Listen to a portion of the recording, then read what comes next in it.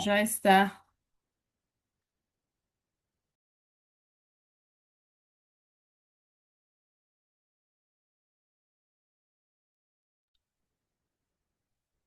Viva, viva.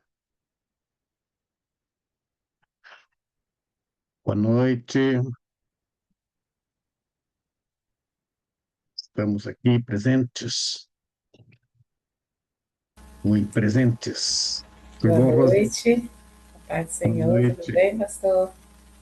Tudo bem, A só com paz do frio. Senhor a todos. Aí Boa tá frio? noite. Está muito frio aqui. Essa minha cidade aqui tá. Aqui não chega esse frio, não. Aqui tá fresquinho, comparando quando ali é muito quente, mas tá fresquinho, mas Fresquinho, né? esse fresquinho nosso aqui já é o frio. Eu acho que É, a aqui gente nem tá bem baixinho. acostuma com Até não esse sei frio do quanto que sul. tá aqui, não olhei, mas tá frio aqui dentro, tá frio, tem vento. Deixa eu ver quanto que tá aqui, ó. Onde é que tá o meu clima aqui? E a cirurgia é amanhã, né, pastor? É? É amanhã. Amanhã bem cedinho. Eita, é aí que eu quero ver. Levantar cedo, né? Nesse frio é Vai bom, ser. né?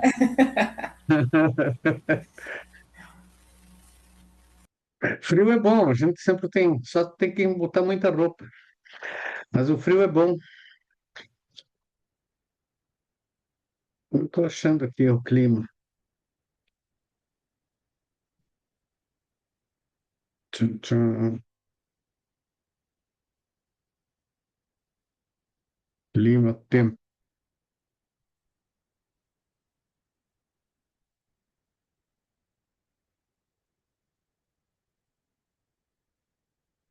Tá ruim hoje.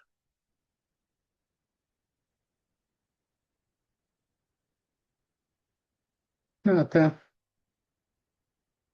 tá bom. Tá só fresquinho mesmo, é eu que estou muito friolento. Tá em 14 ainda, tá bom.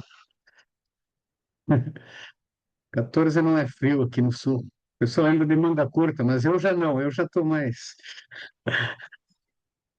Eu 14 para vivi. nós aqui, a gente não sai nem na porta. Mas eu vivia tanto em Cândido Rondon, que é perto do Paraguai, e também em Florianópolis. Lá é muito quente, o tempo inteiro, lá não faz frio quase.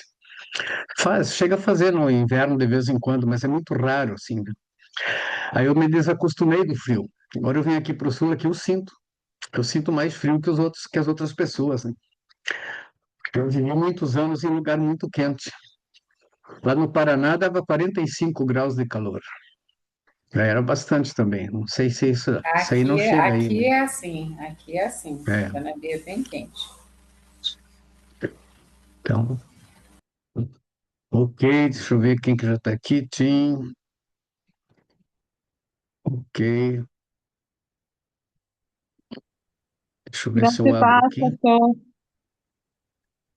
Boa noite. Deixa eu ver se eu acho aqui. Ok.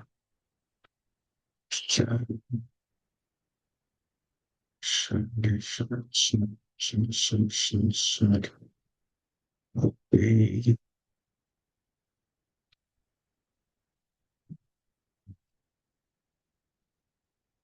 Tá aparecendo?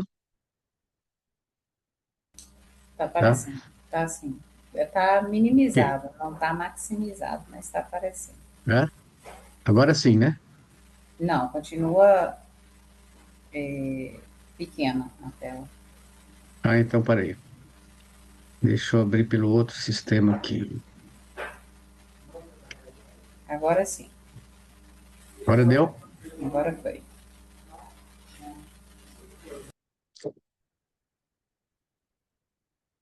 Essa foi a nossa última aula.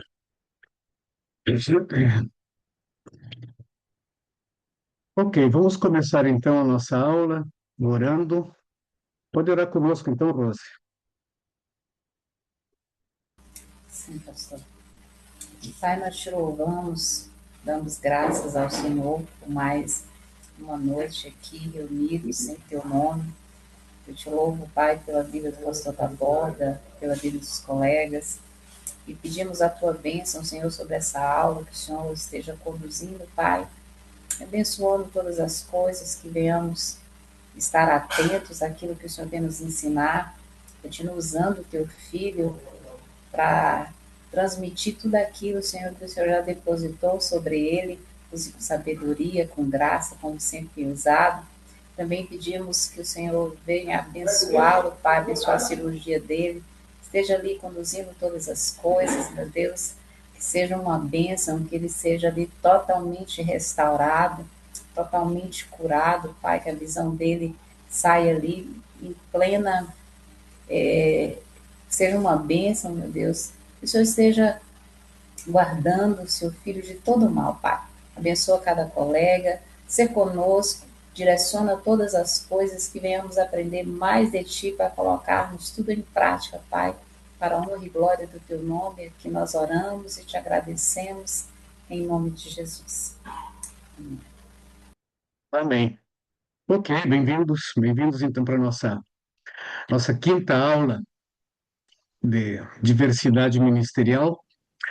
Eu não sei se vocês chegaram a prestar atenção no que temos aqui no nosso logo de abertura da aula, e está escrito o nome da matéria, e tem uma arvorezinha, e ali está falando, então, o que que é a razão dessa aula, né? Diversidade ministerial é mostrar que a igreja é uma, mas que a igreja tem vários ministérios, pessoas na igreja têm vocação, têm dons, têm capacidades, né? Então a igreja tem membros com capacidades, com ministérios específicos, com vocação, uma chamada, né? Especial e dons. Note que quando a gente fala essas coisas, são detalhes que normalmente não são pensados, porque quando existe uma igreja, o pessoal vai na igreja pensando, claro, em receber uma palavra, receber uma edificação, adorar a Deus, orar, cantar, louvar, né? Mas dificilmente não se estudam esses ângulos que fazem parte da igreja.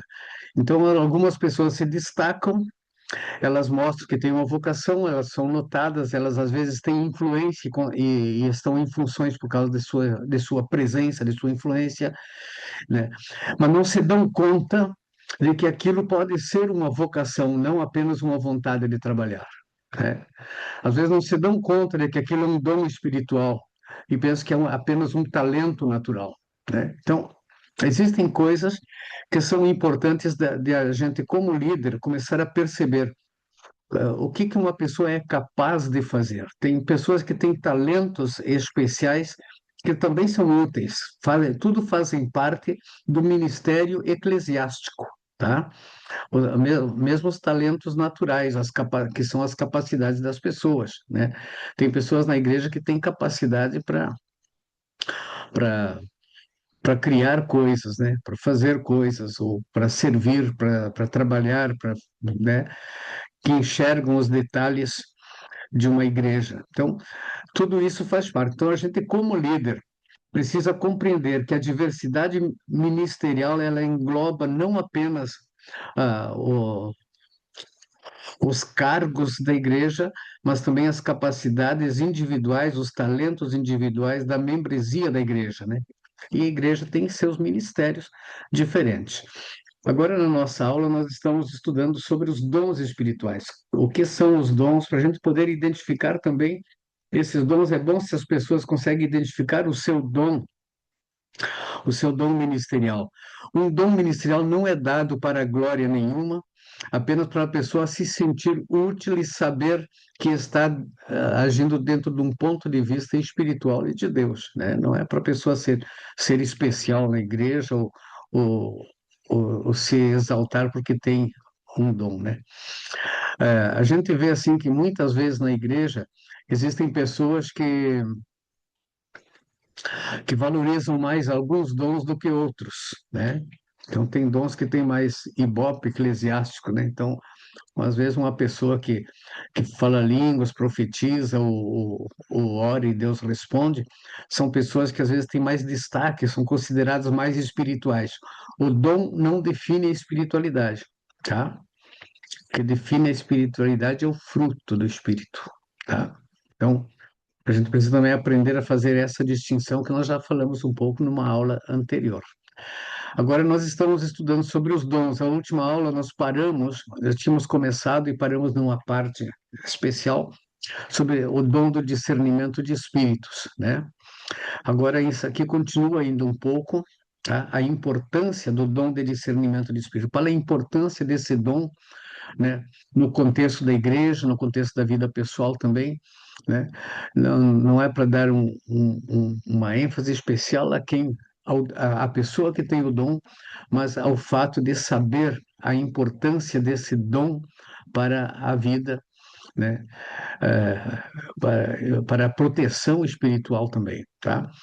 O, o discernimento de espíritos, ter esse dom, ele ajuda a discernir o agir dos espíritos malignos, tá? E de certos ensinamentos que são doutrinas e demônios, né? Então, às vezes a gente não se dá conta de algumas coisas. A Bíblia fala sobre isso aqui, né? Nós temos esse texto aqui de 1 Coríntios, capítulo 11, né? Não, desculpe. Primeiro não, 2 Coríntios, capítulo 11, né? O que diz ali, vamos ver o que diz ali, 11, 13 e 14, capítulo 11 de 2 Coríntios, versículos 13 e 14 diz assim: porque tais falsos apóstolos são obreiros fraudulentos, transfigurando-se em apóstolos de Cristo. E não é maravilha, porque o próprio Satanás se transfigura em anjo de luz, né? Então, tem que cuidar, esse todo discernimento de espíritos, isso vai nos ajudar a distinguir a forma como os espíritos malignos agem, mas também vai nos proteger contra falsos mestres, né? Que trazem doutrinas, né? O que que o Paulo diz ali em 1 Timóteo? Vamos ver o que que ele diz lá em 1 Timóteo. Ai, ai, ai. Onde é que está o 1 Timóteo aqui? 1 Timóteo, capítulo 4. Fiquem com a Bíblia aberta ali também.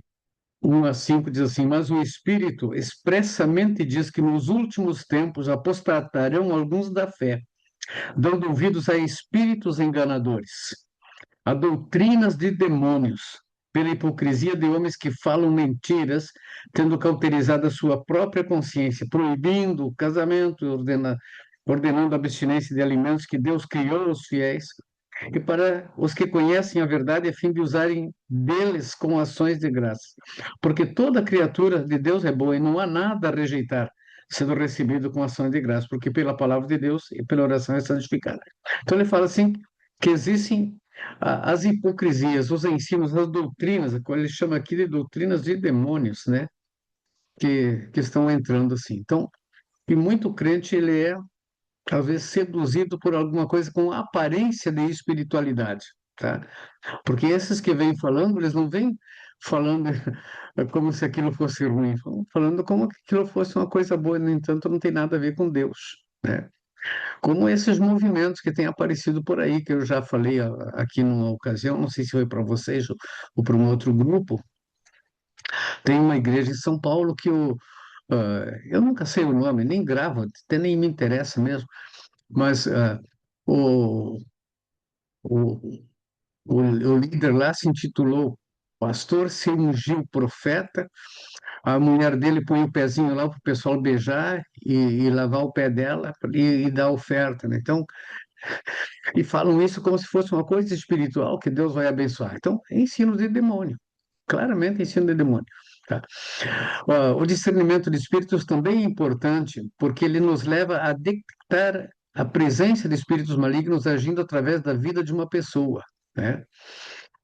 Atos 16 lá, se alguém achou aí, podia até ler. Atos 16, 19, 16 de 16 a 19.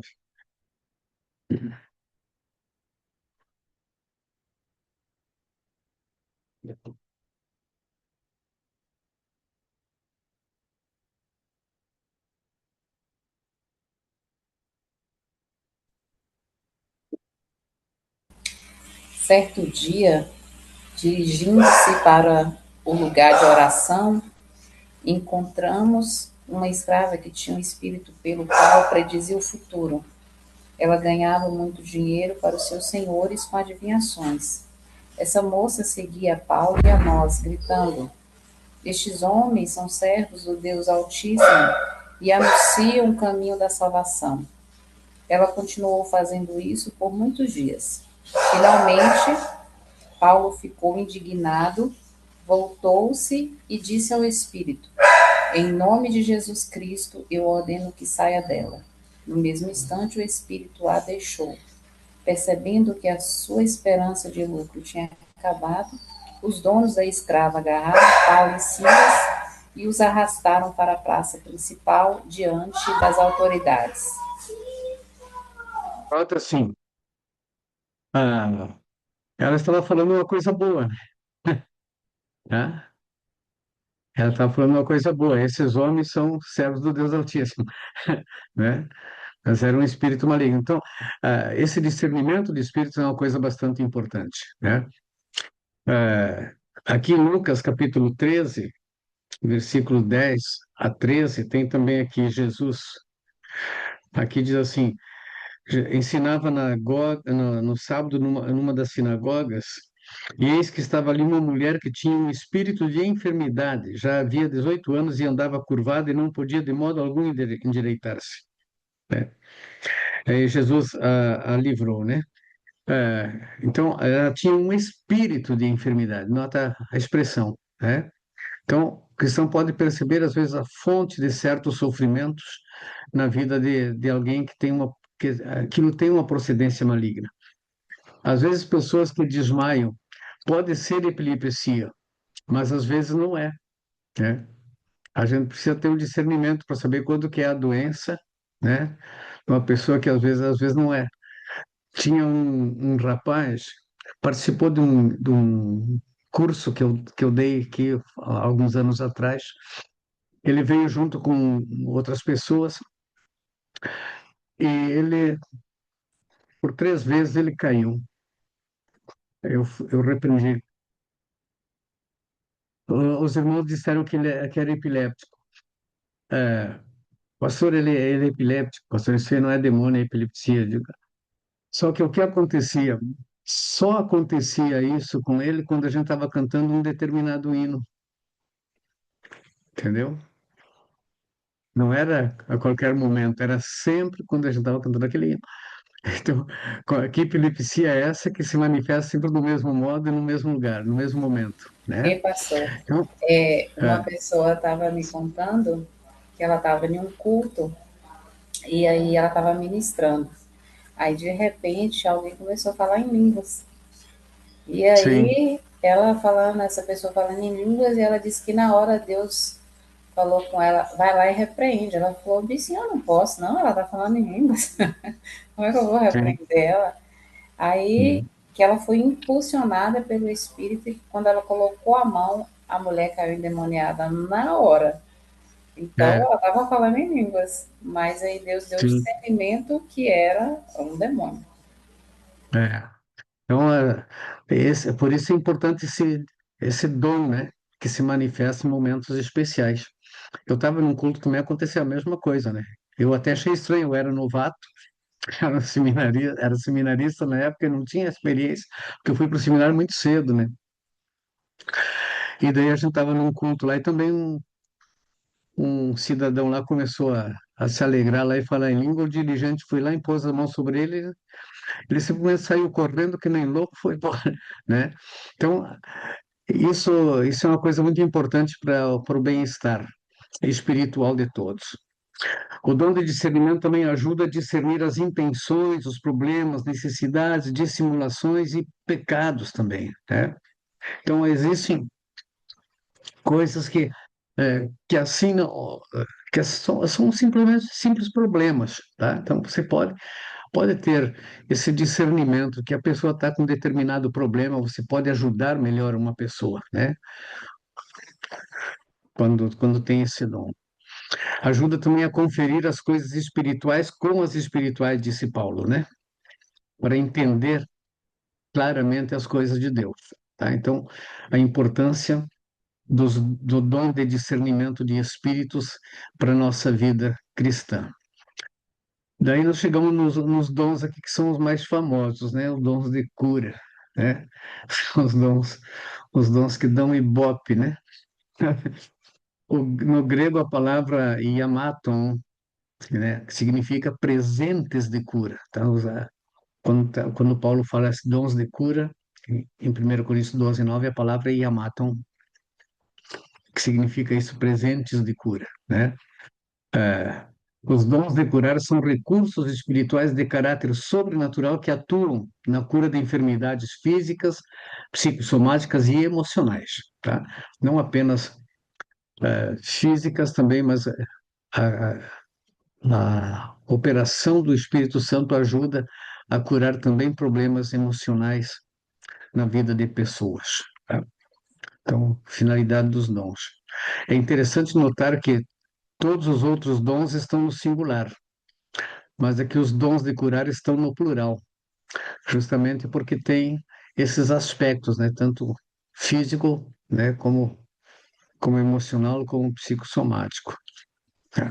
A pluralidade dos dons de curar parece também indicar que há pessoas na igreja que têm o dom de orar por determinadas enfermidades, né? A pessoa ora determinadas enfermidades, ele ora e funciona a oração dele, né? E para outras não, né? E, e daí tem outras pessoas que oram por outras enfermidades. Esse dom de curar não significa uma capacidade de curar quando e como a pessoa quer. Não é bem isso que acontece, né? Porém, é sempre uma transmissão de poder que o Espírito Santo dá. Vamos ler Atos 4:30 para confirmar isso aí.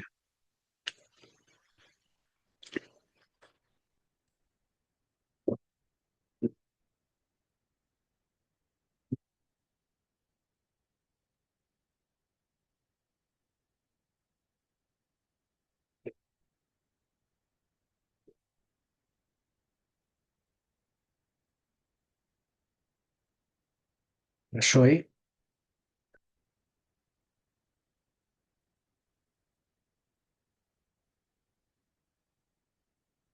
E quando os discípulos estavam orando lá logo depois da libertação de Pedro e João, a igreja estava reunida em oração lá. E quando eles deram o testemunho, eles fizeram uma oração que é bem interessante da gente captar o sentido dessas palavras aqui. Que diz assim: agora, ó Senhor, olha para as suas ameaças e concede aos teus servos que falem com toda ousadia a tua palavra, enquanto estendes a tua mão para curar e para que se façam sinais e prodígios pelo teu nome, pelo nome de teu santo filho Jesus, né? Então, é Deus que estende a mão para curar. Nós somos usados, então esse dom de cura é um dom que Deus nos usa.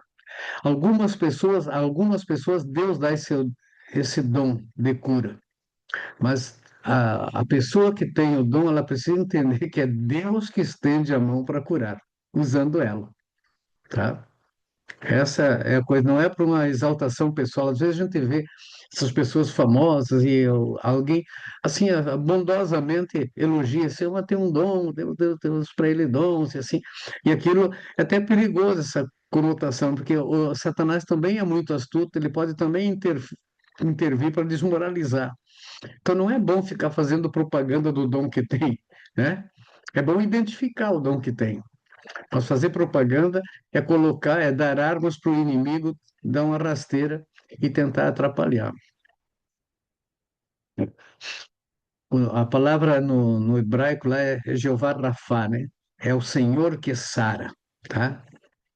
Essa essa compreensão. Toda pessoa que tem um dom de orar para os enfermos ficarem curados precisa ter essa noção clara que é o Senhor que sara, tá? Usando você. Então, você tem a fé, você tem o dom, mas é o Senhor que está fazendo a obra. O cristão pode ter o dom, mas sempre é o Senhor que opera e somente nele está o querer como o efetuar, tá? O dom de curar geralmente acompanha a pregação do Evangelho, tendo como propósito sempre glorificar a Deus e conduzir as pessoas à fé, tá? Então, é assim que Deus age, tá? Se um cristão tem o dom de curar, isso não significa que todas as vezes que orar por alguém a pessoa será curada, tá? Isso é um dos mistérios. Mesmo tendo o dom de curar, não significa que isso é automático, então, que cada vez que vai orar vai acontecer. Pode ser que não, né? A Bíblia não revela o porquê Deus permitiu e até hoje permite que alguns cristãos, pessoas cheias do Espírito Santo, sejam acometidos de certos tipos de enfermidade, né? Então, a Bíblia não revela por quê, né? E a gente às vezes também não entende. Timóteo aqui, o apóstolo Paulo disse para ele: não continues a beber somente água, usa um pouco de vinho por causa do teu estômago e das tuas frequentes enfermidades. Mesmo tendo um dom de curar, não significa, né? Tem lá no Antigo Testamento também tem que o, o Eliseu, né? Um homem de Deus assim usado para ressuscitar morto, né? De repente ele está lá morrendo e ninguém pode fazer nada por ele, né? Trófimo, né? Quanto a Trófimo, deixei doente em Mileto, disse Paulo quando escreveu para o Timóteo, né? Ele mesmo, né? O próprio Paulo, homem que foi usado assim para curar, para ressuscitar um morto. Ele disse assim: para que não me ensoberbecesse com a grandeza das revelações, foi-me posto um espinho na carne, mensageiro de Satanás, para me esbofetear, a fim de que não me exalte. Por causa disso, 3 vezes pedi ao Senhor que o afastasse de mim. E não deu certo, né? Tá. Que Deus falou, né? Que o meu poder se aperfeiçoa na fraqueza. Então, nem sempre Deus vai responder essa nossa oração. Isso não significa que a pessoa perdeu o dom, não significa que ela não tenha o dom de curar, porque é Deus que nos usa quando quer e porque quer, tá? Quem compreendeu a mente do Senhor, disse Paulo, né? Então, é, é, esse é, essa é a coisa importante, né? De a gente também entender, porque nós nunca vamos compreender totalmente quem é Deus. Se Deus, ah, a Bíblia diz que agora nós conhecemos Deus em parte, né? Mas um dia vamos conhecê-lo como também somos conhecidos, tá?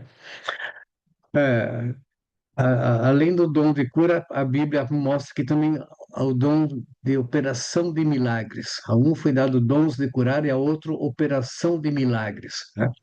A palavra operação no grego é energêmena, energemata, e a palavra milagres é dinamion, né? De dínamos, de, de dinamite. Então, a energemata diz respeito à maneira como o Espírito Santo trabalha para realizar as manifestações dos dons espirituais, né? Isso está no livro do Castro lá. E, e Strong ele diz assim que energemata vem de energia, né?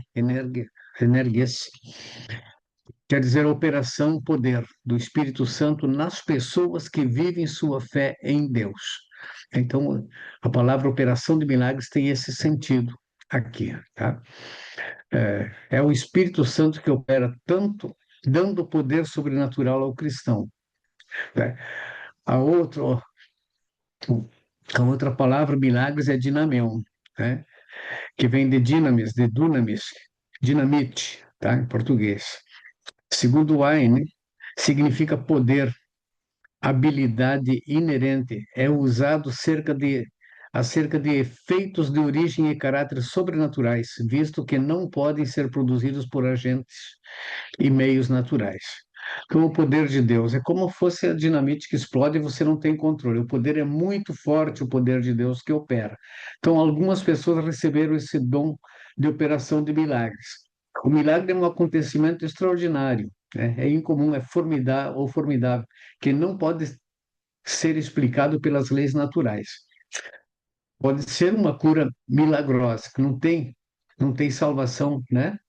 Uma pessoa não tem salvação, é uma cura milagrosa. O controle de uma tempestade, né? É uma coisa milagrosa, tá? É a operação de milagre. Ressuscitar um morto, né? É milagre. Aconteceu lá em João, lá em Reis, né? Então, operação de milagres é diferente do dom de cura, tá? É uma coisa sobrenatural. Fazer multiplicar dos pães aqui, restabelecer um órgão do corpo, fazendo voltar ao estado normal. Eu estava num culto numa cidade pequena, aconteceu duas coisas nessa cidade. Hoje temos uma igreja lá. Na época era uma congregação de Santa Rosa, na cidade de Giruá, e eu fui lá e apareceu. Eu fui lá duas vezes. A primeira vez que eu fui lá, eu preguei também, e quando eu fiz o apelo, saiu um moço rastejando, né? Ele estava lá na igreja, ele veio rastejando e ele levantou a mão assim, né? Deitado no chão, de bruço, né? Levantou a mão assim, aceitando Jesus. Oramos por ele. A outra vez que eu fui lá, ele já estava sentado. Ele ainda não conseguia caminhar sozinho, sei, mas ele estava com andador. Quer dizer, a primeira vez ele veio trazido e rastejava. A segunda vez ele já estava com andador. Depois, mais tarde, então, ele voltou a caminhar normalmente. Era um homem totalmente paralítico. A primeira vez que eu fui lá, eu fui levado por uma senhora que ajudava naquele trabalho a visitar um irmão que morava num bairro assim, mais colonial. Chegamos lá, tinha um milharal, e aquele irmão veio de lá bem alegre com a visita da irmã. Só que ele não podia caminhar. Ele tinha dois banquinhos, né, duas banquetas. Ele sentava numa e colocava a outra do lado, então ele andava sentado, né? Ele andava sentado, mas ele tinha alegria no coração. Ela tinha pregado para ele, tinha se convertido tudo, e ele não podia caminhar. Só daquele jeito, assim, botava um banquinho, sentava e assim ele ia se movimentando. Fui lá, oramos por ele. A outra vez que eu fui lá, um ano depois, a irmã me levou de novo naquela casa, eu reconheci a casa e perguntei, não é aqui que tinha um rapaz que ele andava num banquinho, que ele não podia caminhar, e ele começou a rir para mim, era eu esse rapaz, né? Era ele, estava de pé, trabalhando, caminhando. Então, Deus restabelece um órgão do corpo, tá? Isso é um milagre, tá? Isso é uma coisa milagrosa que Deus faz, tá? Operação de Maravilhas, então, é um dom que manifesta o poder sobrenatural de Deus agindo sobre o curso natural da lei física, mudando, transformando e fazendo as coisas acontecerem de uma forma inexplicável. Eu não sei se eu já contei para vocês, eu tenho um irmão, ele está agora com 52 anos. Quando ele tinha um ano de idade, ele deu para nós a impressão de que ele tinha morrido. Eu digo que deu a impressão porque nós nunca fizemos um exame médico, né?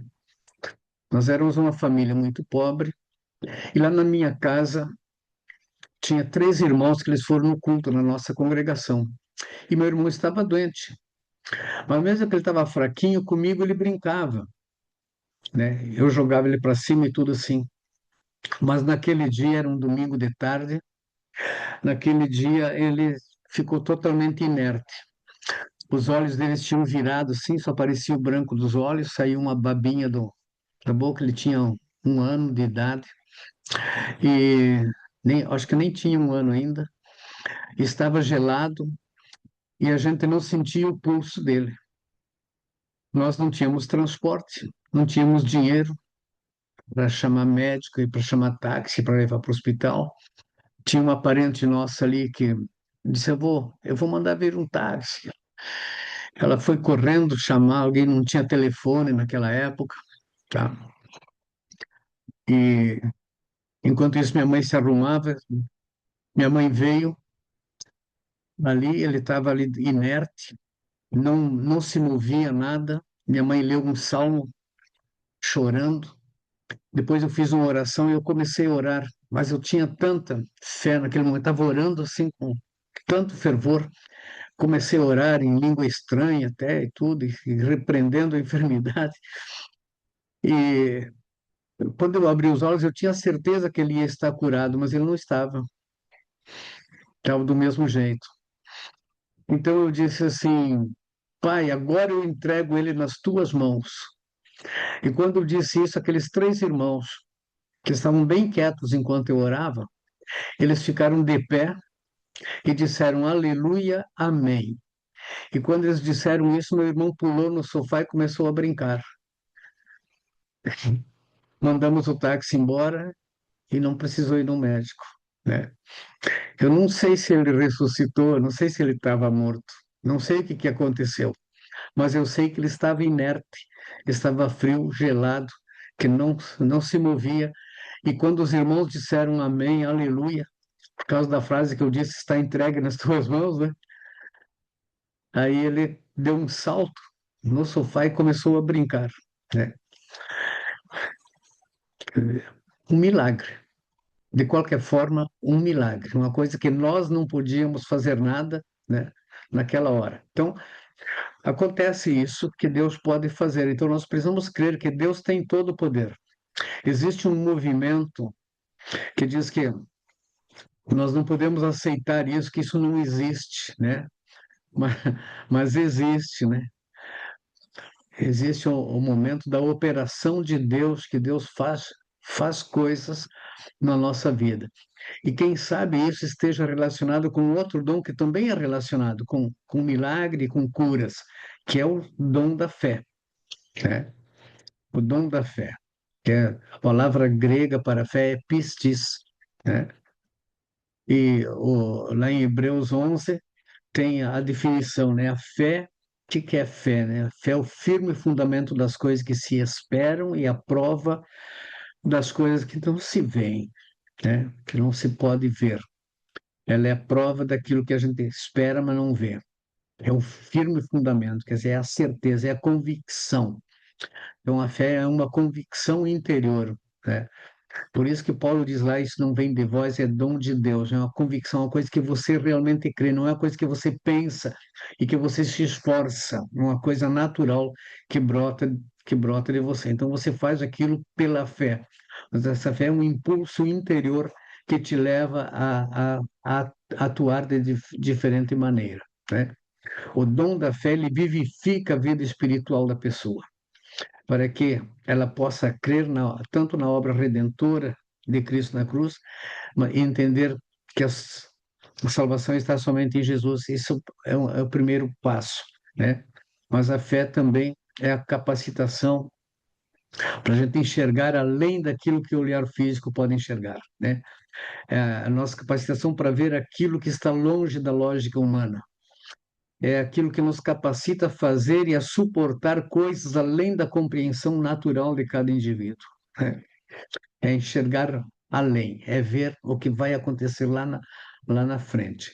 É saber que existe um poder de Deus por trás que pode operar em resposta à nossa oração, à nossa petição, ou até mesmo à nossa ordem.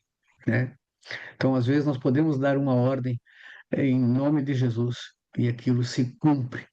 Isso é o dom da fé que a pessoa manifesta, né? Alguém disse assim: quem tem fé vê o invisível, crê no incrível e faz o impossível, né? Então, esse é o segredo assim da fé. Então, ela é uma coisa bem, eu interpreto ela como uma coisa muito íntima que sai de dentro para fora. Você não está, não é o seu pensamento que está forçando aquilo, né? Não é dizer eu vou conseguir, eu vou conseguir, eu vou conseguir, eu vou conseguir, e você criar um pensamento positivo. É algo muito além do pensamento positivo, tá? E pastor, eu estava Fala. lendo um livro aqui, inclusive, acho que tem ele aqui, um livro chama Em Nome de Jesus. Acho que esse livrinho aqui, bem antigo, eu consegui. Acho que esse livro aqui foi do irmão, é da nossa igreja. Eu acho que o irmão do irmão Lica. É Aham, um profeta de Deus. E ele fala justamente que nós temos. Ele é do Kennedy Hagin. Ele fala sobre isso mesmo, sobre uma procuração, que nós temos o nome de Jesus, né? Nós temos uma sim, procuração, né? sim, E que a palavra de Deus não diz que. Ele falou assim: Deus falou que tudo que pedir em meu nome recebereis. Então, se você orar por cura, você recebe a cura. Então, sim. tudo que nós pedimos a Deus em oração, Ele nos atende. E aí, esses dias eu tava um dia questionando, né? Que a gente ora por cura, e eu fiquei um ano recebendo um convite de um pastor da nossa igreja. Ele congregava aqui em uma cidadezinha Momonas, e durante esse ano que ele me fazia o convite, eu não conseguia ir. E aí, nesse período, ele veio para cá, para a cidade, para ficar em uma igreja aqui na cidade. Aí, depois que ele veio para cá de um ano, ele me fez um convite para mim nessa igreja e eu fui. Aí chegou lá na igreja, estava numa campanha da Arca da Casa de Obed-edom. E aí eu estava numa fase que eu estava questionando muito a Deus, para Deus falar comigo, que Deus estava em silêncio. Falei, Deus, o Senhor fala tanto comigo, e esse tempo o Senhor eu não estou te ouvindo. E será que eu estou errado em alguma coisa? O Senhor fala comigo. E eu fui nessa campanha, nessa campanha, e cheguei lá, Deus só permitiu eu fazer uma oração, e justamente uma oração de cura. E eu continuei questionando Deus. Eu falei, Deus, mas o Senhor está em silêncio comigo ainda. Orei nessa igreja, liberando, falei, olha, Deus mandou orar por cura aqui nesse lugar. Alguém que precisa de uma cura, Deus está falando que Ele está aqui para curar. E aí passou 15 dias, eu fui, ele me chamou para uma vigília nesse mesmo lugar. Aí nesses 15 dias, eu continuei questionando a Deus, mas o Senhor não continua falando comigo. Aí nessa vigília eu fui para pregar. E quando eu cheguei, essa mulher pegou o microfone, teve as oportunidades, e ela falou: Olha, eu quero dar um testemunho aqui, não para engrandecer irmão ou ninguém. Aí ela falou: Olha, irmão Alex, naquele dia, e eu pedindo a Deus para falar comigo. Falei: Olha, irmão Alex, naquele dia que você, os 15 dias atrás, que você veio na igreja, nós estávamos com 90 dias com a campanha na Arca de Obededon, na casa de Obededon. E eu tinha acabado de chegar do médico com meu marido e fui diagnosticado com um tumor no meu seio. Aquele diagnóstico me preocupou tanto e eu fui para a igreja no último dia. E quando você falou aquela oração, eu senti que aquela cura era para mim. E eu toquei minha mão no meu peito e eu tô aqui para testemunhar hoje que quando eu retornei no médico, eu já não tinha mais nenhum caroço. É, E aí eu entendi que Deus estava falando comigo do modo dele. Aí no outro dia eu ainda continuei falando, Deus, mas o Senhor, nossa, o Senhor não falou comigo. Aí eu fui para uma igrejinha na roça, pro lado aqui de Pajeú. Aí uma irmã chegou e falou para mim no meio do culto, eu questionando Deus em pensamento. Aí a irmã chegou para mim e pegou a minha mão. Olha, irmão, eu mando te dizer que ele não está falando com você ainda, porque ele está em silêncio, você está perguntando, é porque ele disse que não é tempo de te dar resposta ainda. Mas no silêncio ele está trabalhando a teu favor, então fica quietinho. Então eu entendi. E um pastor deu um testemunho de que, quando eu estava lendo esse livro, que tem cura, não é que a gente não recebe. Um pastor, eu acho que foi o pastor Yong, eu vi um testemunho dele, ele falando que uma certa feita um pastor foi orar para uma criança, e essa criança, e toda vez que ele colocava a mão na cabeça da criança, a força dele se esvaía. E aí agora ele colocava a força se esvaía, e a criança não era curada. Aí o Espírito Santo mostrou para ele que essa mãe tinha ido visitar um espírito, né? Acho que um bando, essas coisas.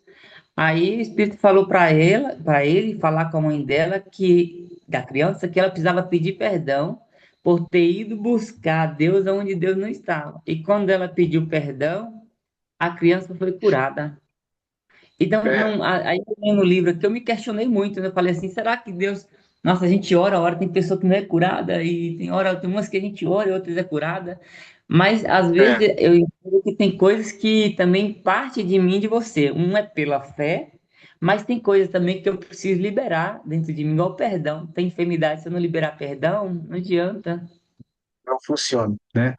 Então, assim, Deus realmente é isso. Então, a fé Você viu isso pelo testemunho, né? Que a fé é uma coisa que Deus coloca em você, né? Você agiu porque Deus estava falando. Então, é, a importância da gente compreender isso, né? Que você pode ser usado por Deus, mas é Deus que te usa quando quer e como quer, tá? No lugar que quer, tá? Então, não é uma coisa que você pode fazer sempre que você tem vontade. Mas Deus começa a trabalhar aquilo e abrir a porta. Você usou uma palavra aqui que eu queria reforçar aqui. O nome de Jesus. O nome de Jesus tem poder. Jesus disse: em meu nome expulsareis demônios, pegarão em serpentes. Entende? A pessoa se apropriar, ter fé no nome, no poder do nome de Jesus é uma coisa muito importante. Isso não apenas de dizer como uma fórmula, mas uma crença de que o nome de Jesus tem poder. Olha, é muito incrível isso, tá? Eu fui liberto de dois acidentes muito graves só de falar Jesus. Meu carro estava rodando na pista. Eu ia descer um barranco quando eu vi que eu estava na frente de uma barreira que podia se romper e eu cair no barranco abaixo. Eu disse Jesus. Só disse isso. Meu carro deu mais um giro, ficou virado para o outro lado e a 2 centímetros da barreira. Não tocou ali. O carro não sofreu nada. Foi só de dizer Jesus, né? A outra vez eu estava caindo dentro de um barranco e disse a mesma coisa. O cara estava indo para dentro do barranco, quando ele estava descendo assim, ele voltou para dentro da pista. Só eu dizer o nome Jesus, né? Então, o nome de Jesus tem muito poder, né? Então, nós fazer coisas em nome de Jesus, isso dá bastante resultado. Isso é fé no nome de Jesus, tá? Não é a fé em mim, entendeu?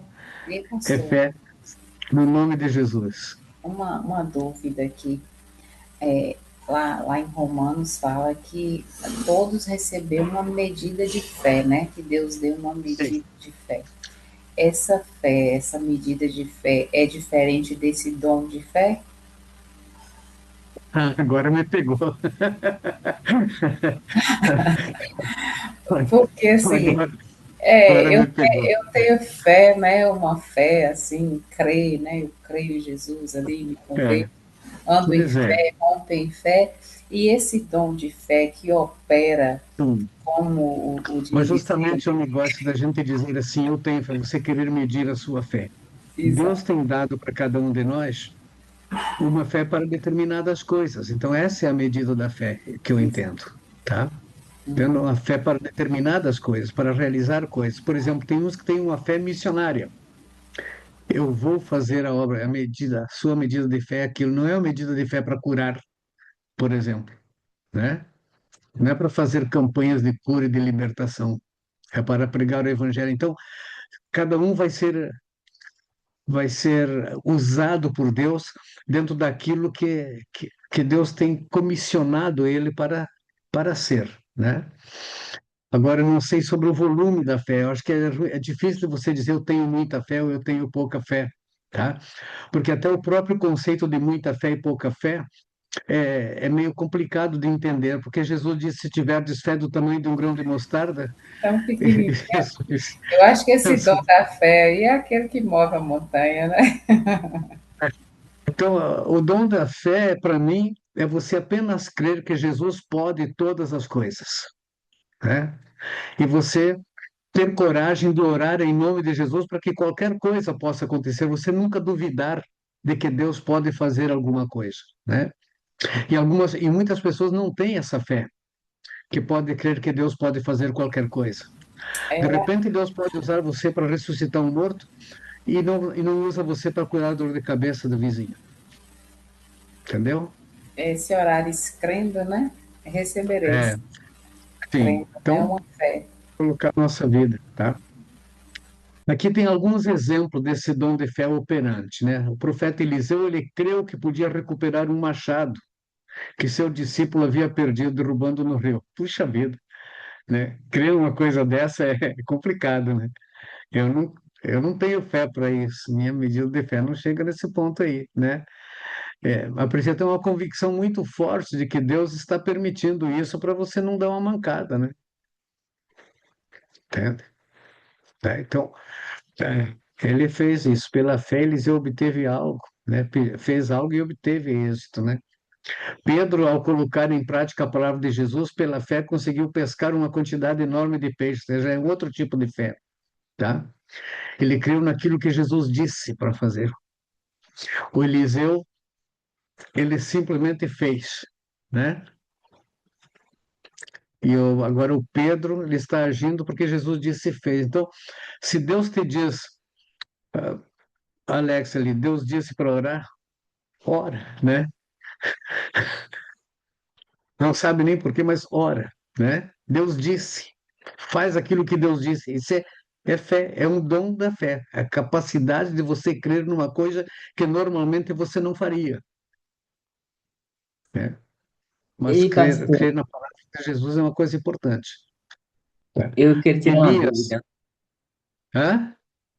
Tirar uma dúvida com o senhor. Por exemplo, às vezes a gente. É porque às vezes, por exemplo, é isso às vezes eu questiono muito. Porque tem dons que Deus nos concede que às vezes a gente vai tendo discernimento dos dons e vai tendo discernimento também do que aqueles dons também gera de efeito em nossas vidas, né? E porque, por exemplo, eu não sei se alguém aqui já teve essa experiência. Logo na minha caminhada do meu ministério, eu não entendia muito por que que eu estava tendo aquelas experiências. Eu tinha experiência que às vezes eu não conseguia nem sair do sonho, porque eu estava em um outro lugar e aí eu estava expulsando o demônio. Eu começava a expulsar muitos demônios. E aí eu comecei a ouvir eles andando. Aí eu só tive uma experiência de vê-los uma vez, mas aí depois eu comecei a ouvir eles andando, sabe? Eu ouvia as passadas dele. Aí eu também depois, às vezes, eu ouvia eles gritando, e às vezes eles assustavam de noite. E aí, nesse período aí, depois eu comecei a ter o discernimento. Uma certa feita, de noite, eu estava deitado, só que eu vi que eu estava em outro lugar e tinha uma roda de pessoas. Aí veio uma pessoa com aquele reloginho, um reloginho para me hipnotizar. Aí nisso aí Deus me falou assim, o Espírito me deu discernimento, é um espírito de enganação. Aí no sonho, no sonho ali onde eu estava, eu lembro que falei assim, ó, espírito de enganação, eu te repreendo agora em nome de Jesus. Aí ele saiu. Aí depois veio uma outra pessoa com uma lata de bebida. Aí eu vi que era um outro espírito, esse também eu repreendi, ele foi. Depois veio uma bruxa, essa bruxa deu uma bicuda, essa voando. E no sonho eu fiquei a noite inteira. E depois disso comecei a ter muitas experiências assim expulsando o demônio. Só que umas certas feitas que eu comecei a orar, pedindo a Deus discernimento, e aí orando. Só que eu comecei a sentir também que depois que eu saía disso, meu corpo ficava muito fraco. Teve vezes que eu não conseguia sair. A hora que eu saía do sonho, eu sentia que minhas forças estavam toda sugada. O meu braço. Teve uma vez que isso aconteceu dentro do ônibus. Eu estava viajando, em espírito eu fui expulsar uns demônios. E quando eu voltei dentro do ônibus, parece que eu estava respirando muito cansado, como você corre uns 10 quilômetros e o corpo estava ali. E só que muito cansado. Então, assim, eu entendi com o tempo que mesmo quando a gente está dormindo, o espírito está trabalhando nesse tempo, né? Eu entendi isso, que mesmo em dormindo, o espírito ele está trabalhando. O nosso corpo está ali, mas o espírito está trabalhando.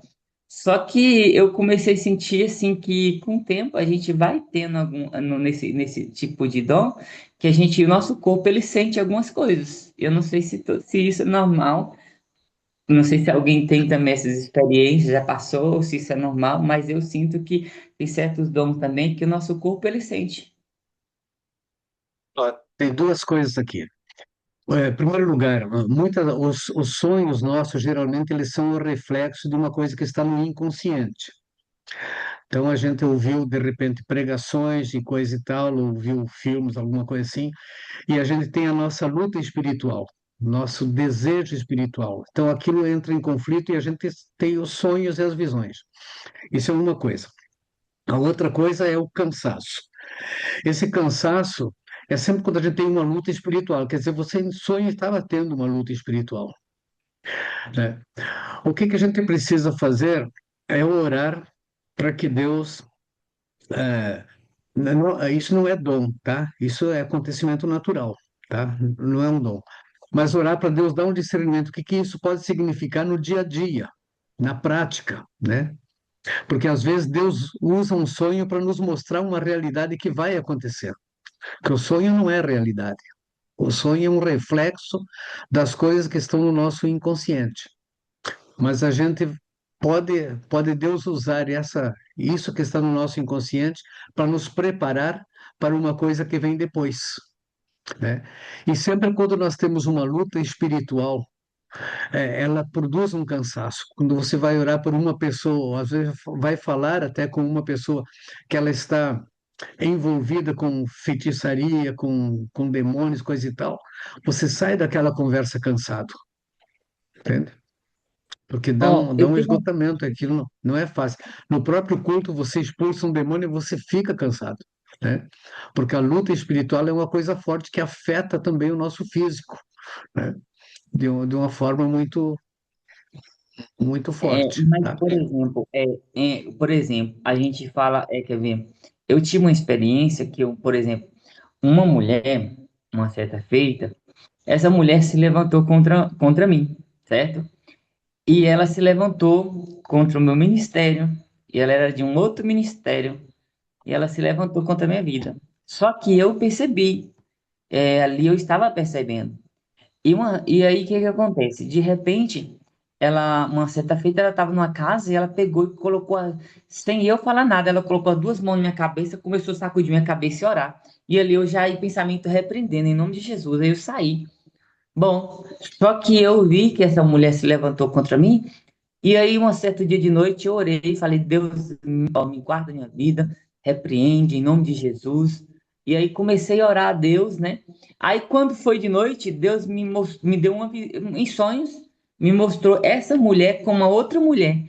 Aí, essa mulher que se levantou comigo foi no sonho e falou assim: aí ela falou com a outra mulher: vai lá em cima dele lá, que ele não tem capacidade de expulsar o que está em você, não. E aí ela tava falando que tinha um demônio na outra mulher. Eu falei, no sonho mesmo, eu falei com ela, eu falei, eu não tenho mesmo, não. Mas Jesus tem, e ele habita em mim. Então, assim, em nome de Jesus, eu repreendo. Sai dela agora, Satanás. Aí o diabo saiu dela. Isso em sonho. Ah. Então Então, Deus assim, falou com você. não foi uma coisa no meu Sim, consciente, né? sim, Porque tem sonho que é do consciente. Eu sei que tem sim. sonho que é da Mas é mente, né? Deus te dando alguma revelação. Sonho não é dom, tá? Sonho Não, mas é uma forma como Deus pode se manifestar a você te dando uma resposta para um problema, né? É uma forma como que Deus pode usar para falar conosco de alguma maneira, nos dar alguma orientação sobre acontecimentos, tá? Deus pode usar isso. Ok. Elias aqui, o dom da fé. Responde-me, Senhor, responde-me, para que este povo conheça que tu és o Senhor Deus e que tu fizeste voltar o seu coração. Elias está falando com Deus, né? E está pedindo para Deus responder, né? E depois ele fez aquela coisa lá com os profetas de Baal, né? Então são determinadas coisas que às vezes Deus impulsiona. Você está falando em sonho, Daniel teve sonho, José teve sonho, Deus falou através de sonhos, né? Para coisas práticas na vida além disso, né? Então não foi uma coisa irreal, foi uma coisa real, uma revelação, uma forma de Deus falar para a pessoa fazer alguma coisa. O que que eu fiz aqui? O dom da fé é uma manifestação de Deus para ocasiões específicas e para um determinado fim, tá? Esse é o dom da fé. Ok? Continuo ainda aqui outros exemplos. Aqui, ó, a fé é diferente de Abraão. Abraão, ele creu que que ele e sua esposa, mesmo sendo velhos, poderiam ter um filho. Por que que ele creu? Porque Deus falou, tá? Esse é um fundamento muito forte para você exercitar a fé, aquilo que Deus disse, tá? É crer que Deus disse que Deus fará uma coisa. A Bíblia diz que Abraão não duvidou nem foi incrédulo quanto ao que lhe prometera, mas pela fé se fortaleceu, oferecendo glória a Deus, estando absolutamente convicto de que Deus era poderoso para realizar o que havia prometido. Então, essa convicção, a fé é o firme fundamento das coisas que se esperam. Paulo e o dom da fé. Mas agora vos admoesto a que tenhais bom ânimo, porque não se perderá a vida de nenhum de vós, mas somente este navio. Porque esta mesma noite o anjo de Deus, de quem eu sou e a quem eu sirvo, esteve comigo. Tá? Vamos então sempre relacionar o dom da fé com aquilo que Deus está falando, não com a sua força, não com a sua simplesmente com o seu pensamento positivo, mas com a convicção interna que Deus mesmo colocou ali. Deus te disse, Deus te mostrou, né? Se Deus mostrou, Deus pode ter muitos modos de mostrar. Às vezes simplesmente vem no seu pensamento uma revelação, né? Essa revelação é para você saber como se comportar, né? Como agir, né? O que fazer. As coisas acontecem sempre na vida real. Moisés, porém, disse ao povo: Não temais, estai quietos e vede o livramento do Senhor que hoje vos fará. Porque os egípcios que hoje vistes nunca mais vereis para sempre. O Senhor pelejará por vós. Que Deus tinha dito para ele: Por que clamas a mim? Diz ao povo de Israel que marche. Né? Então, o Moisés creu naquilo que Deus disse. Tá? Daniel e o dom da fé. Daniel, pois, quando soube que o edito estava assinado, entrou em sua casa. Ora, havia no seu quarto janelas abertas para o lado de Jerusalém. 3 vezes no dia se punha de joelhos e orava, e dava graças diante do seu Deus, como também costumava fazer. Aqui já é um outro tipo de fé, tá? O Daniel sabia que corria o risco de morrer, mas a fé dele fez com que ele fosse fiel aos seus princípios. Esse é um outro sentido da fé judaica, tá? Fé judaica, que diz lá, o meu justo viverá pela fé. Na verdade, é escrito, a palavra hebraica lá é fidelidade. O meu justo viverá por sua fidelidade, quer dizer, por aquilo que ele crê em mim, crê de mim.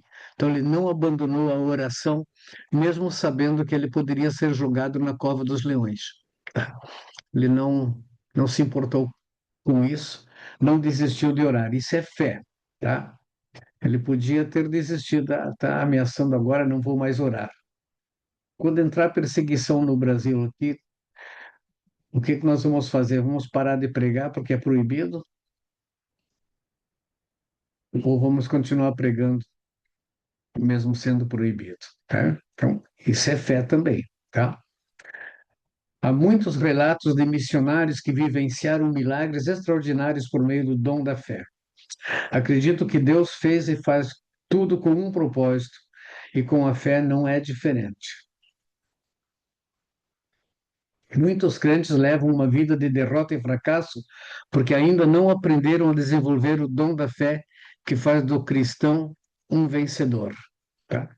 Quem poderá nos separar do amor de Cristo, disse Paulo? Será a doença? Será, né? O que diz lá 1 João 5,4?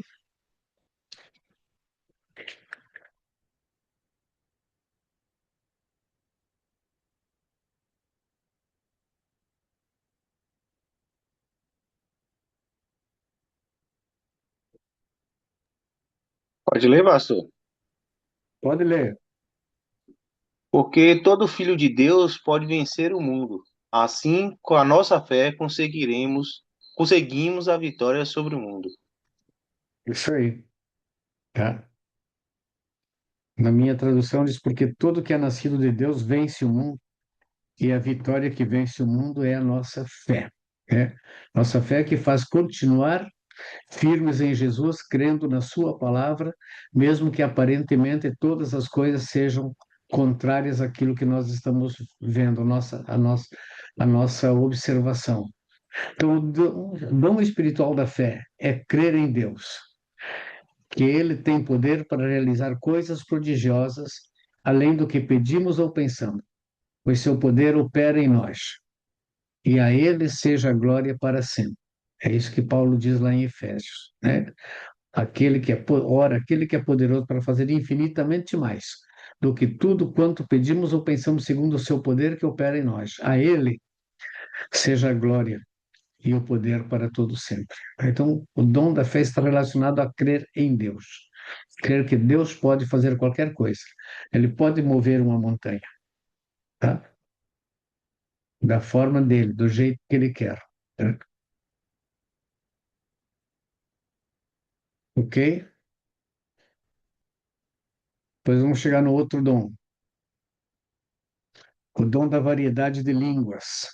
É um dom espiritual que está colocado lá por Paulo. Né? A um deu o dom de curar, a outro de... Tá? E a um deu variedade de línguas. Nesse dom aqui, alguns falam que... Vamos seguir aqui, depois eu falo. O termo grego é glosso, daí que vem a glossolalia que eu escrevi aqui embaixo, né? Glosso quer dizer língua, né? Traduzido por língua, língua usada para falar fluentemente. Glossom também é usado para falar sobre espécies de línguas, né? Modalidades de línguas, variedades de línguas. A palavra glossom.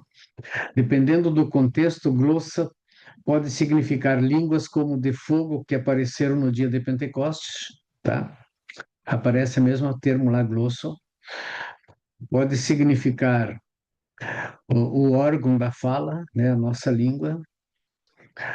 Pode significar línguas como um idioma, referindo-se a um povo, nação ou uma tribo.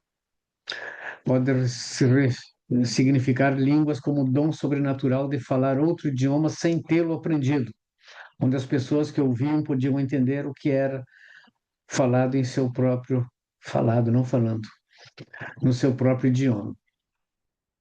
Então, isso é chamado de glossolalia no meio evangélico, tá? O termo glossa, língua, e silaló, que é falar, né? É o ato de proferir sons fluentes, articulados e ininteligíveis que não correspondem ao idioma conhecido. Existem alguns da igreja reformada que eles não admitem que eles admitem o dom de línguas com interpretação. Para eles é língua de anjos, língua que não podem. Eles não admitem que existe possibilidade de alguém criar a ideia de que pode falar um outro idioma de modo natural. Só que isso eu acho que eu já falei para vocês, né? Isso acontece, já aconteceu no Pentecostes, né? Que várias pessoas representadas ouviram falar no seu próprio idioma ali. Então isso realmente pode acontecer, não tem. É milagre de Deus, é dom de Deus, não tem como controlar. Mas normalmente as orações que são feitas na igreja, as orações em línguas, elas são linguagem espiritual, né, não conhecida. Por isso que o Paulo ensina lá que tem que haver intérprete. Daí vem então o outro dom de língua. Tem aqui alguns ensinos sobre o dom de língua. O Paulo diz assim em 1 Coríntios 14. O 1 Coríntios 14 ele fala bastante sobre dom de línguas. O que fala em línguas fala com Deus e não com os homens, e em espírito fala mistérios. Esse é um ensino que o Paulo dá aqui em 1 Coríntios 14. Um outro ensino que ele dá, o que fala em línguas edifica a si mesmo, tá? Porque a outra pessoa não entende, como que ela vai ser edificada se ela não está entendendo? Então, falar em línguas é falar com Deus, não com homens, e falar em línguas edifica a si mesmo. O que fala em línguas deve orar para que possa interpretar, para ter sentido para as outras pessoas, né? Então tem que pedir para Deus uma interpretação daquela língua, para ter sentido para os outros, porque a finalidade dos dons espirituais é sempre para edificação. O dom de línguas e demais dons devem ser usados visando a edificação da igreja. Está escrito lá em 1 Coríntios 14, 26.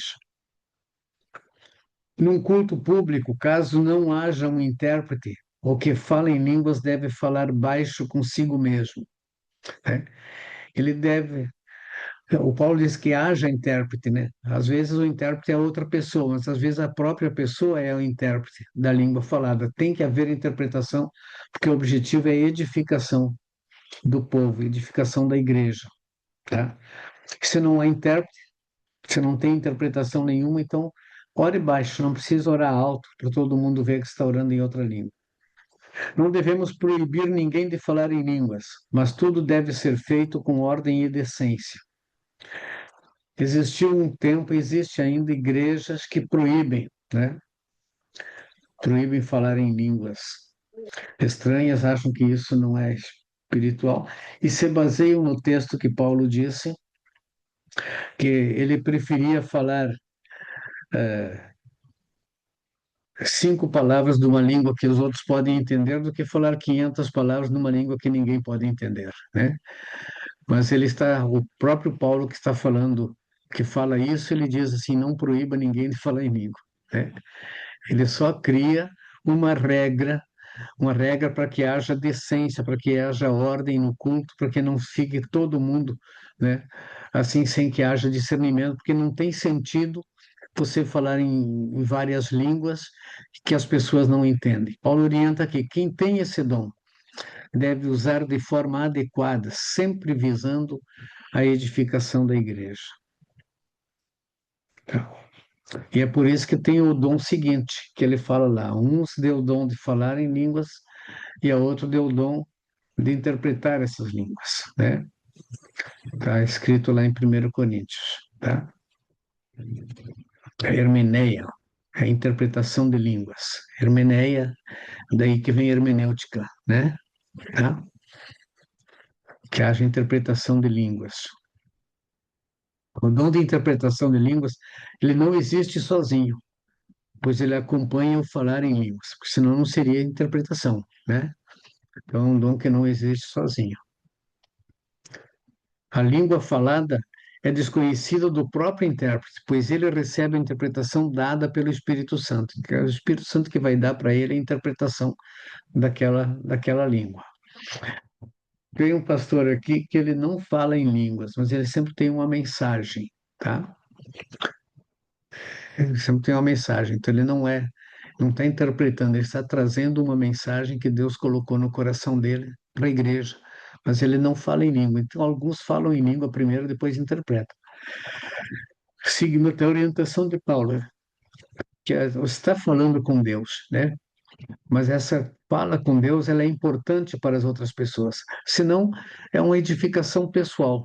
Você está orando em outra língua ali, aquilo produz um gozo espiritual, uma comunhão com Deus especial, mas é só você com Deus, não carece de interpretação, porque é você com Deus. Então não precisa orar alto para os outros entenderem.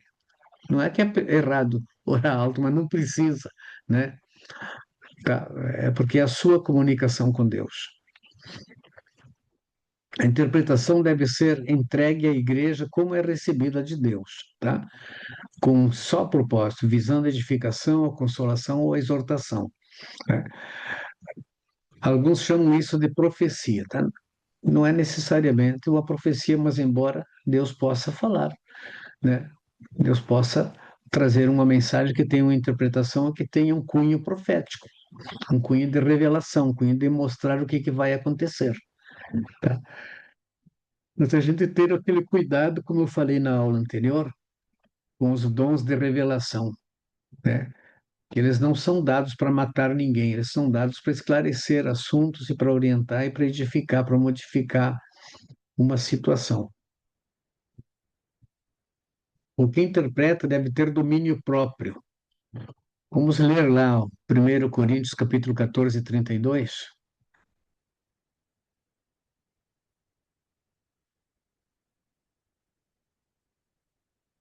Pode ler?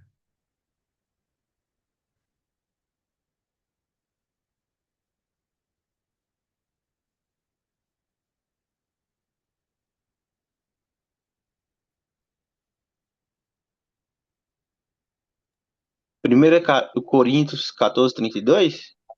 É, Quem fala deve controlar o dom de anunciar a mensagem de Deus. é. Eu tenho a tradução mais antiga. Você está usando o quê? NVI? É NVI. Tenho o costume de usar a É, NVI. é. Aqui eu uso a ASF, né? ASF. Assim, os espíritos dos profetas estão sujeitos aos profetas, tá? Quer dizer, o, o próprio intérprete ele tem domínio, deve ter domínio próprio que ele pode controlar para não falar muito, né? Não falar mais do que o próprio Espírito está dizendo, tá? Do que o Espírito Santo quer que diga, tá? Quem ora em línguas não fica inconsciente a ponto de não sentir ou não ouvir. Pelo contrário, ele tem consciência. Mesmo orando em línguas, uma pessoa não deixa de fazer uso da razão, não deixa de raciocinar, tá? O dom de língua não tira você do ar, tá? Só que muitas vezes a gente não lembra depois o que Deus falou, né? Tá? A gente fala, na hora você tem o raciocínio, você sabe aquilo que está acontecendo, mas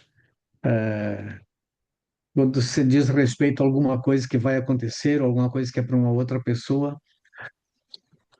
às vezes geralmente a gente não se lembra para não ficar cobrando do outro também, né? Deus falou para aquele momento, para aquela pessoa, alguma coisa especial. Eu acho que eu já falei para vocês também, né, da minha experiência da chamada, que eu fiz aquela oração lá, falei já, né, no culto, que eu comecei a orar em outra língua. Eu sabia o que eu estava dizendo, só que não saía português, saía numa outra língua que eu não conhecia. E Deus deu para uma outra pessoa uma interpretação, não uma interpretação da minha língua, uma resposta para mim da minha oração. Não era mensagem para outra pessoa, respondeu a minha oração tintim por tintim, né? Então, ele entendeu, Deus estava querendo falar comigo de uma forma especial e aquilo que eu estava dizendo para Deus não interessava para as pessoas ouvirem. Então eu abri a minha boca bem alto, orando bem alto, dizendo tudo o que estava no meu coração, só que as minhas palavras saíam numa outra língua, não saía português, porque não interessava para as pessoas, interessava só era meu relacionamento com Deus. Interessante como Deus faz determinadas coisas que a gente não consegue entender, são experiências que a gente não consegue entender. Aqui tem alguma orientação sobre as línguas, né? Paulo diz aqui, por isso, Coríntios 14, 13 a 17, por isso o que fala em língua desconhecida, ore para que a possa interpretar. Porque se eu orar em língua desconhecida, o meu espírito ora bem, mas o meu entendimento fica sem fruto. Que farei, pois? Orarei com o espírito, mas também orarei com o entendimento. Cantarei com o espírito, mas também cantarei com o entendimento. De outra maneira, se tu bendisseres com o espírito, como dirá o que ocupa o lugar de indulto, o amém, sobre a tua ação de graças, visto que ele não sabe o que dizes? Né? Então, por isso que precisa interpretação, tá? Porque realmente tu dás bem as graças, mas o outro não é edificado. Tá? Então, a importância que o Paulo está dando aqui para a interpretação das línguas é uma coisa muito forte, tá? Que, que a gente deve considerar. Mas ele diz num outro lugar, não sei se eu anotei aqui, que a gente precisa, assim que quando quando for falar, eu acho que é no outro assunto das profecias, que sejam no máximo um ou dois, que não fique todo mundo falando ao mesmo tempo, né? Para que não haja confusão, que Deus não é Deus de confusão. Tá? Então, o outro dom é o dom de profecia, tá? Profecia é a capacidade dada por Deus para falarmos a favor ou diretamente da parte de Deus aos homens, edificando, exortando e consolando.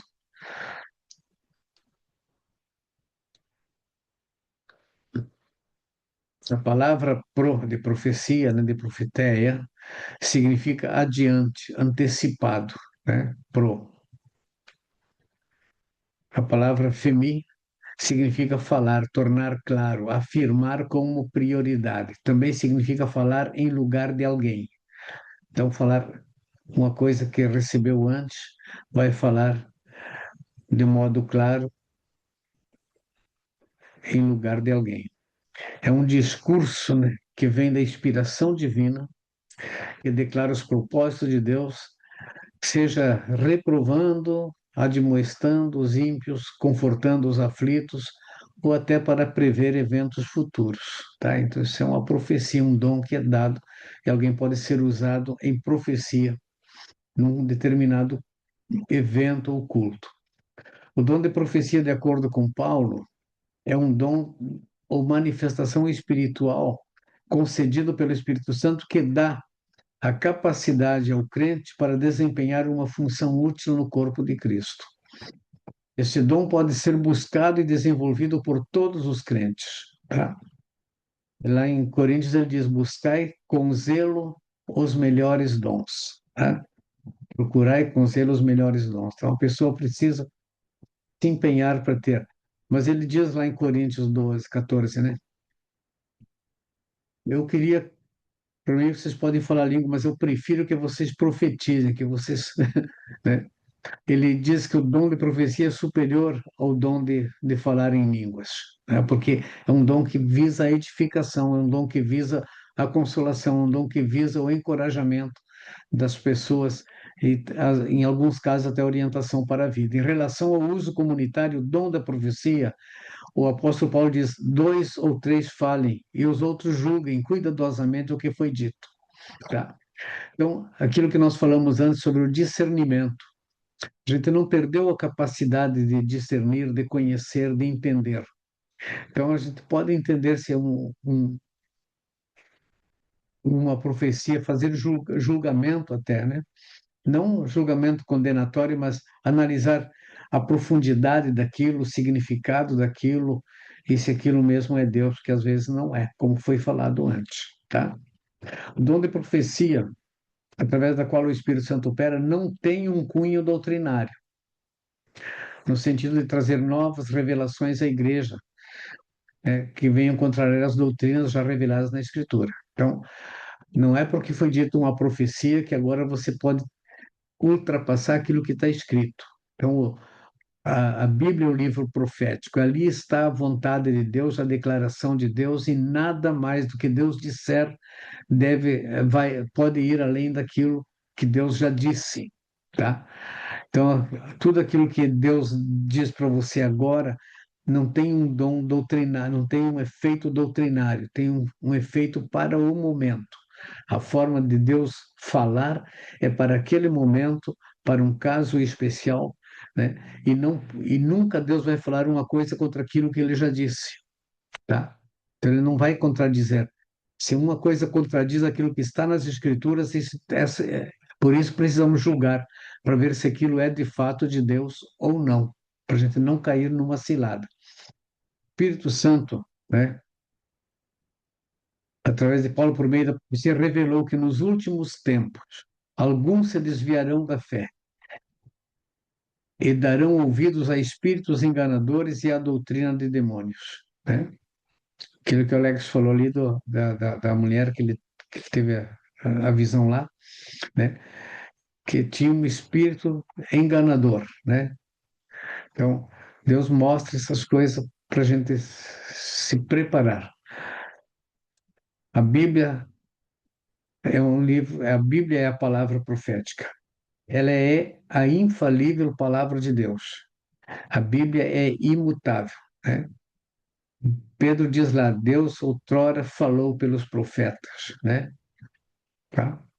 Aquilo que outrora foi falado, Deus deu esta palavra de Deus lá, deixa eu ver o que que diz lá, bem assim, porque agora me deu um branco aqui, para eu, para eu citar. Primeiro Pedro, não, desculpe, segundo a Pedro, capítulo 1, aqui de segundo Pedro, não está abrindo, não está abrindo na minha Bíblia aqui. Se alguém É, achou aí, eu segundo abri Pedro, assim. pode ler um Temos, 19 e 21. temos assim tanto mais confirmada a palavra profética, e fazeis bem em atendê-la, como uma cadeia que brilha em um lugar tenebroso, até que o dia clareie e a estrela da alva nasça em vosso coração. Sabendo primeiramente isto, que nenhuma profecia da Escritura provém de particular elucidação, porque nunca jamais qualquer profecia foi dada por vontade humana. Entretanto, homens santos falaram da parte de Deus, movidos pelo Espírito Santo. Ok, então temos a palavra profética, que é a infalível palavra de Deus, que foi dada por homens de Deus, né? Então, é isso que tem que ser sempre a base, tá? Então, qualquer profecia, ela precisa ser fundamentada na Escritura, ela não pode ultrapassar aquilo que a Bíblia diz.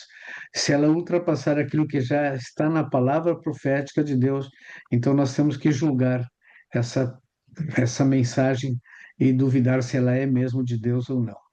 Então, nem Deus, nem Jesus, nem o Espírito Santo contradizem aquilo que está registrado na Bíblia como palavra profética. Qualquer nova revelação que se diz profética e que entra em desarmonia com a palavra revelada nas Escrituras Sagradas é uma heresia. Pode parecer bonito, mas se está contrariando a Escritura, é heresia. Que cuidados especiais devemos ter, né, a respeito do dom de profecia? Jesus alertou a respeito de falsos profetas, né? Dizendo, porque se levantarão falsos cristos e falsos profetas e farão grandes milagres e prodígios para, se possível, iludir até mesmo os eleitos. Tá? Isso é um sinal dos últimos tempos. Hoje há profecia para tudo, né? Profecia para largar do cônjuge e casar com outra pessoa. Já vi, uma mulher já me disse isso.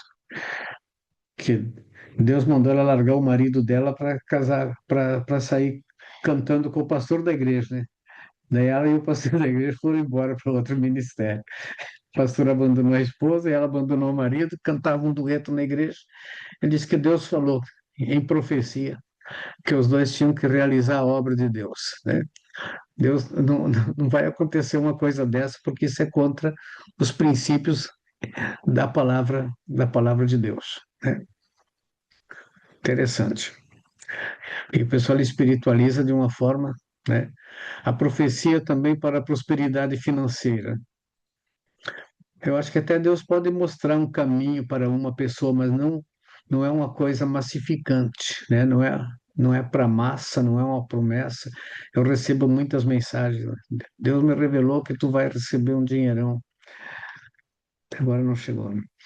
Profecia para dividir uma igreja e abrir outra também já. Isso aconteceu lá em São Paulo. Eu tinha um aluno da Assembleia de Deus. O pai dele era pastor numa igreja lá, pastor da igreja grande.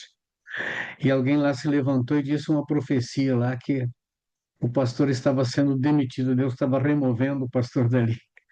Depois ele mesmo deu a profecia que Deus estava botando ele ali naquele lugar. É.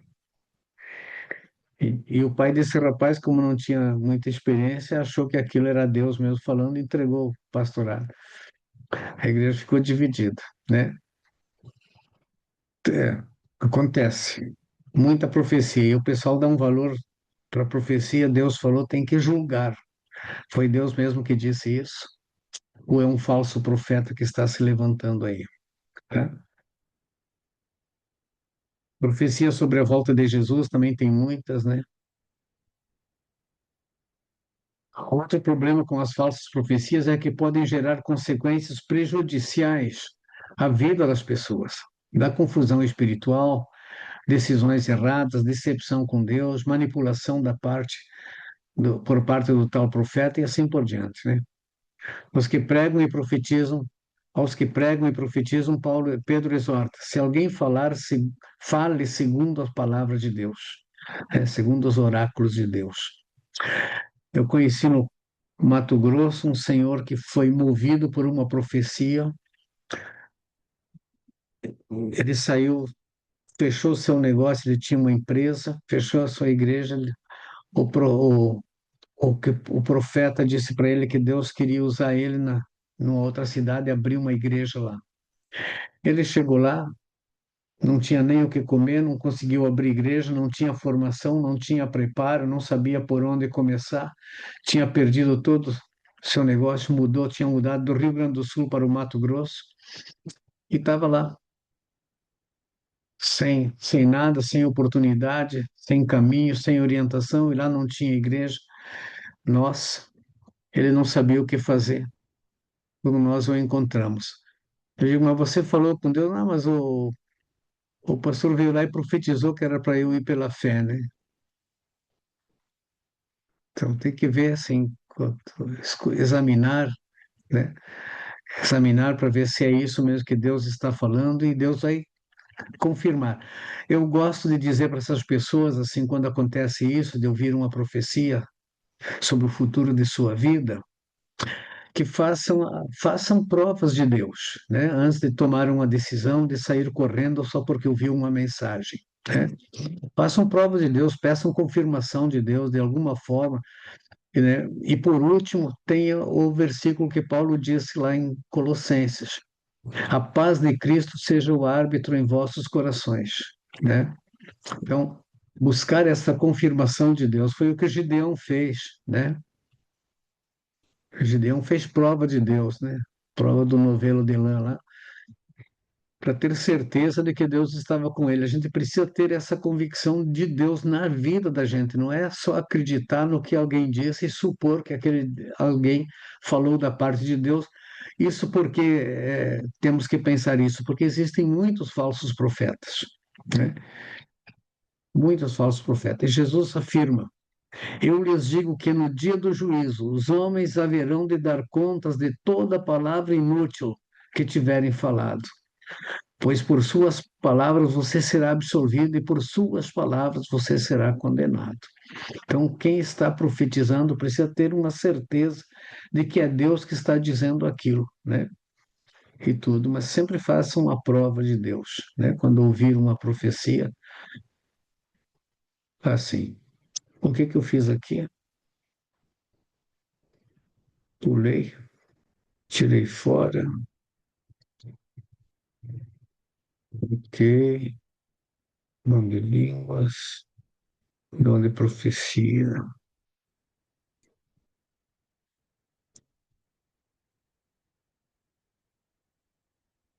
o que mais que tem aqui? O que que eu fiz aqui? Ah, ok, termina aqui a nossa aula de hoje. Era esse o último slide mesmo. Para aí, deixa eu fechar aqui e voltar para cá. Não sei quanto deu para esclarecer, mas é esse o assunto sobre os dons, tem? Que são dons espirituais, tá? Que existem na igreja e que nós podemos nos apropriar deles, tá? Dá a impressão assim que eu compliquei a coisa, tá? O objetivo era justamente colocar um senso de temor para a gente não se enganar e não enganar ninguém acerca dos dons, né? Para a gente estar convictos. Mas precisamos crer que, em nome de Jesus, nós podemos, né, fazer muita coisa, mas compreender também que é Jesus que faz, né? Que não é nós, não é sua fé, tá? E que você pode fazer qualquer coisa em nome de Jesus. Pode fazer qualquer coisa em nome de Jesus, mas estar atento porque existem muitos falsos profetas, falsos mestres, falsas profecias, falsas línguas, falsas curas, né? Satanás é astuto demais e ele tem muito poder também, tá? Muitas coisas semelhantes e como disse Paulo lá, Satanás muitas vezes se fantasia de anjo de luz para enganar os escolhidos, né? Não vamos colocar o diabo em tudo, ficar dando ibope para o diabo. Apenas ficar atentos, tá? Apenas ficar atentos para não sermos enganados. Mas não precisamos ficar dando ibope para o diabo, dizer, o diabo que fez isso, o diabo que faz aquilo. É, ele, ele gosta quando a gente fala dele, mesmo que a gente fale mal, né? Como dizia Juscelino Kubitschek, fale mal ou fale bem, mas fale de mim. O presidente da República, Juscelino Kubitschek, falava isso, né? Ele não estava nem aí para aquilo que falava. Fale de mim, o importante é falar dele. Então o diabo gosta que a gente fala dele, que a gente bota a culpa nele, né? Ele gosta de parecer ruim, daí ele faz uma coisa que aparentemente é boa, né? Não sei se vocês conhecem a ilustração do prego do diabo. Já ouviram falar essa ilustração? O cara queria tanto uma casa, e ele orava e pedia, queria uma casa e trabalhava e não conseguia uma casa. Ele dizia assim, eu faço qualquer coisa, né? Eu faço qualquer coisa para ter uma casa e um dia o diabo apareceu para ele e disse assim, eu posso te dar essa casa. Você vai conseguir, tendo todos os recursos, você vai conseguir essa casa. Ele fez a casa, conseguiu, ficou tão feliz, né? E o diabo disse assim, mas aqui é um prego, eu vou botar esse prego aqui. Esse prego é meu. A casa é tua, tu pode fazer o que quiser, mas esse prego é meu. Vou botar o prego bem na sala. Você não pode tirar esse prego daqui. É a única condição para você ser feliz na sua casa. É deixar esse prego ali. E tá, o prego ficou lá. Deixou aquele prego, nunca deu problema. No aniversário de 15 anos da filha dele, fez uma grande festa, reuniu muita gente ali, veio o diabo e colocou lá uma carne podre naquele prego. Começou então um fedor a estragar a festa. Ele disse, como é que vai fazer uma coisa dessa? A casa, aqui na minha casa, a casa é tua, mas o prego é meu. Eu uso ele como eu quero. Então, às vezes a gente deixa só um prego, né? É o vínculo que dá oportunidade para o diabo fazer o que quiser, né? Então, o negócio é andai no espírito, disse Paulo. Andai no espírito e jamais satisfareis as concupiscências da carne, né? O segredo é sempre andar no espírito. Amém? Por hoje é isso aí. Amém. Amém. Diga. Amém. Estava só dizendo. Amém. Dani, quer falar, Dani? Não, não. Só falei amém. Vamos dormir. Ah, tá. Tá nada, nem que eu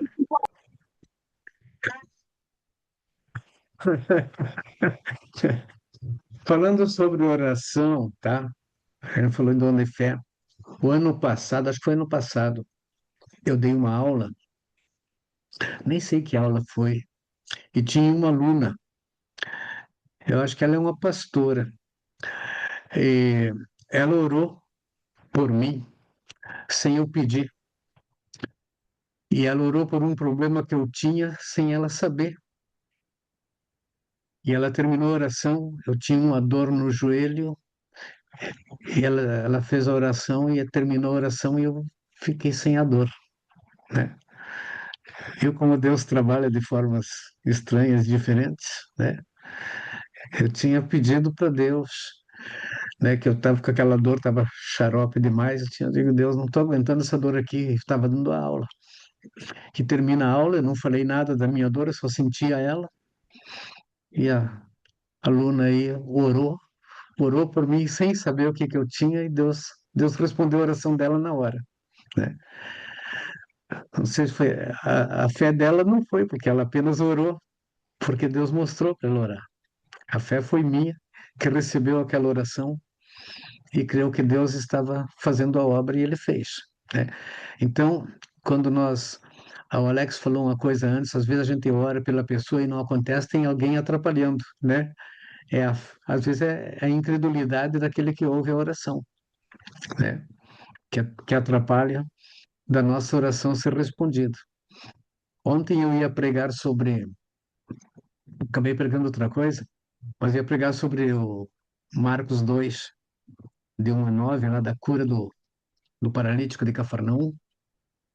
E uma coisa interessante que diz ali, Jesus vendo a fé deles quem? A fé dos que trouxeram o paralítico, né? Disse, levanta, toma o teu leito e vai para a tua casa. A fé dos amigos possibilitou que o paralítico chegasse ali. A fé dos amigos possibilitou que Jesus visse aquilo ali como uma grande expressão de fé e que Jesus respondesse àquele anseio.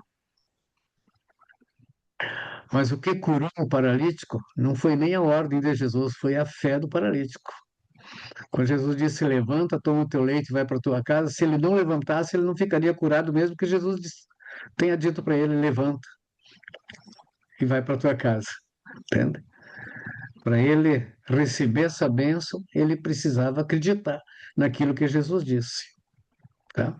Então, a fé é também uma via de mão dupla. Tá? Então, às vezes você crê em Deus, mas aquilo não acontece porque aquele que recebe a sua oração não creu, não aceitou aquela oração. Né? Então temos que orar também, quando nós orarmos, temos que orar também para Deus botar fé no coração daquele que está recebendo a oração, né? Para que a obra de Deus se realize. Amém, Avante? Vamos embora então, vamos descansar no Senhor, né? Amanhã de manhã, 7 da manhã, se Deus permitir, vai ser a minha cirurgia. Eu já estou vendo bem, ontem até já dirigi de noite, mas agora só falta a cirurgia do outro olho aqui para ver se tudo vai funcionar. Oremos então. Seu Joabe Caju, ore conosco aí. Amém. Vamos orar. Soberano Deus, eterno Pai, Deus, nós te louvamos, nós te agradecemos, Senhor, por mais esse momento de aula. Obrigado, Deus, pela vida de cada irmão, Senhor, que esteve conosco durante essa aula. Obrigado, Senhor, pela vida do pastor Taborda. Deus, e desde já colocamos nas suas mãos a vida do seu servo. Deus que irá realizar, Senhor, essa cirurgia amanhã, Senhor. Cuida do seu filho, Deus, cuida da vida, Senhor, do seu filho. Pai querido, que o Senhor venha usar mais uma vez, Deus, a mão, Senhor, daquele cirurgião, Senhor. E que venha fazer, Deus, uma cirurgia, Senhor Jesus, excelente no seu servo. Deus, Amém. o Senhor é poderoso, Pai, para fazer muito mais daquilo que pedimos em oração, Senhor. Deus continua conosco, alcança as nossas vidas com a sua misericórdia, Deus. Fica conosco, Senhor Jesus, toda essa noite, o restante da semana, em nome de Jesus. Amém, Senhor. Amém. Amém. Deus abençoe. Daqui 15 dias estamos juntos de novo para essa aqui. Próxima semana é com o evangelismo. Aí vai diminuir os alunos, né? Que agora não vai Né? haver duplo, vai diminuir os alunos, não vai haver duplo mais. Dividir os alunos. Essa foi Essa foi boa. Quanto mais Deus aluno é abençoe. melhor, mais inspirativo. Né? Tá bom. Deus Deus abençoe bênção. Deus você. abençoe. Ótima semana a todos. Deus Amém. abençoe. Não. Amém. Boa noite. Boa noite. Graça e paz. Até mais. Boa cirurgia, pastor. Obrigado.